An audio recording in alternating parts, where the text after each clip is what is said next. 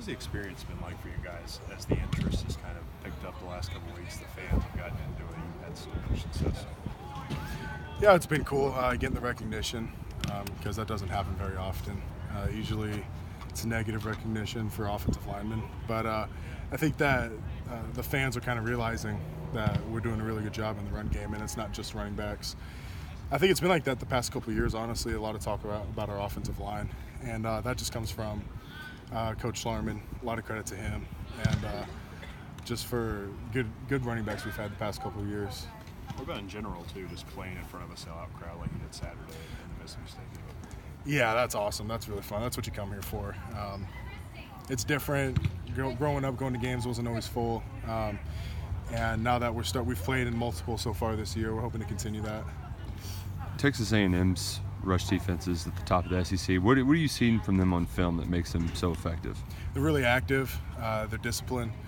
And those two things are the biggest, I guess, attributes that make a defense good. It's hard to hit a hole on them because they're always where they're supposed to be. They're always filling that hole, filling that gap.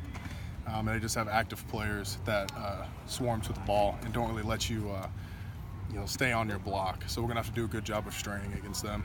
Do they draw any similarities to teams you've played so far this year? Yeah. Well, so far, I mean, every SEC team we've played had a good front seven. Mm-hmm. So it's not going to be any different this week. It's just going to be about us, what we do. And we know that they're good. Every SEC team has good defensive players. So that's what we're focused on, is doing our job right. Do you expect anything different from going to a place like Kyle Field that you haven't been to before? I can't wait for that. Because I know it's a big stadium, it's a big environment, ESPN game, 7 o'clock.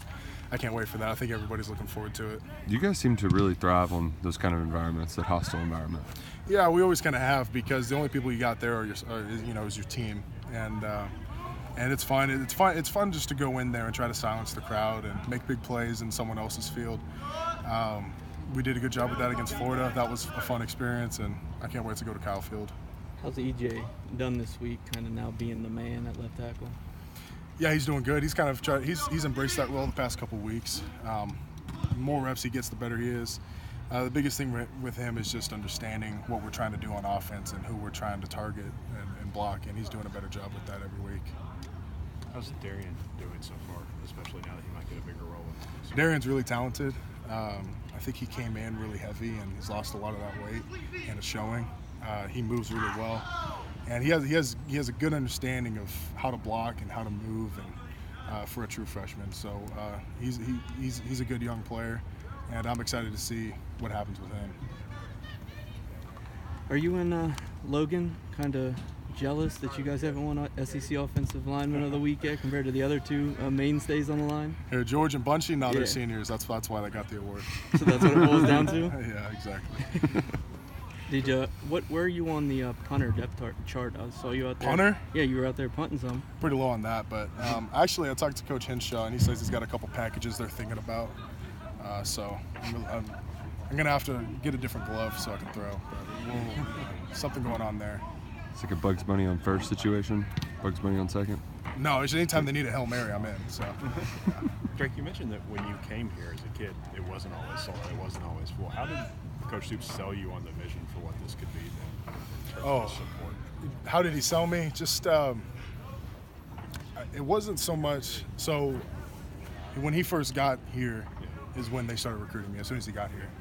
About a month after he got here, and he just built that relationship. It was the first piece of college mail I ever got. It was the first offer I got, first coaches I really built a relationship with.